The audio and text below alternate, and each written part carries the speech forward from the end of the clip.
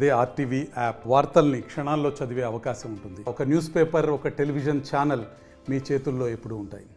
Pulivendula medical కళాశాలకు ఏదైతే medical council of India ద్వారా 50 సీట్లు కేటాయించబడ్డాయో వాటిని రాష్ట్ర ప్రభుత్వం మేము నిర్వహించలేము అని చెప్పి మెడికల్ కౌన్సిల్ ఆఫ్ ఇండియాకు తిరిగి లెటర్ రాయడం చాలా బాధాకరమైన విషయం. గౌరవనీయులు పెద్దలు నారా చంద్రబాబు నాయుడు గారి యొక్క అనుభవం ఈ రాష్ట్రంలో ఉన్నటువంటి విద్యార్థులకు, విద్యారంగానికి చాలా అవసరం ఉంది. ఆ నేపథ్యంలోనే ఆయన ప్రభుత్వానికి ఈ జిల్లా, ఈ రాష్ట్ర విద్యార్థులుగా పెద్దపీట వేశాం. మరొకసారి పునరాలోచించాలి.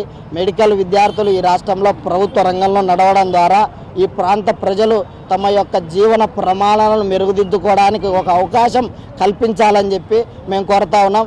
మరి మా యొక్క తల్లిదండ్రులు కోచింగ్ సెంటర్లో లక్షలాది రూపాయలు పెట్టి వారి యొక్క జవసత్తాలనంతా విద్యార్థుల్లోనే చూసుకుంటున్నటువంటి నేపథ్యం.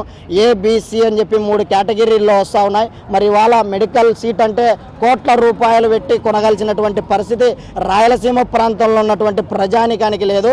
కాబట్టి ప్రభుత్వ రంగంలో నడిచేటువంటి సీట్లను ప్రభుత్వం తిరిగి పునరాలోచించి కేటాయించాలని, ఆ యొక్క సీట్లు కేటాయించడం ద్వారా చంద్రబాబు నాయుడు గారి యొక్క ప్రభుత్వానికి మరింత ప్రయోజకరంగా, ఆ యొక్క ప్రభుత్వాన్ని గౌరవించే విధంగా ఉంటుందని చెప్పి మేము భావిస్తా ఉన్నాం. ఏది ఏమైనా ఈ యొక్క ప్రభుత్వం పునరాలోచించి సీట్లు కేటాయించకపోతే పెద్ద ఎత్తున విద్యార్థి ఉద్యమం చేపడతామని చెప్పి ఈ సందర్భంగా తెలియజేస్తా ఉన్నాం. జీవల రాజు, ఏఐఎస్ఎఫ్ జిల్లా కార్యదర్శి, కడప.